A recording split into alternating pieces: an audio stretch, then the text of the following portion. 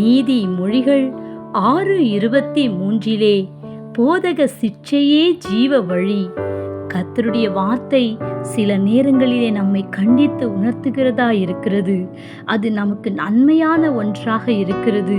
கர்த்தருடைய வார்த்தை நம்மை ஜீவ வழியிலே நடத்துகிறதா இருக்கிறது. ஆனால் சிலருக்கு குடும்பத்திலும் சரி, சபையிலும் சரி, சிட்சிப்பு என்பது பிடிக்காத ஒன்றாக இருக்கிறது. மனுஷனுக்கு செம்மையாய் தோன்றுகிற வழிகள் அது மரண வழியாய் இருக்கிறது. வேதத்திலே லோத்துவை நாம் பார்க்கிறோம். அவன் கண்களுக்கு செம்மையான வழியை அவன் தெரிந்து கொண்டதின் நிமித்தம் முடிவு அவன் குடும்பம் முழுவதுமாய் மரணத்துக்கு நேராய் தள்ளப்பட்டது.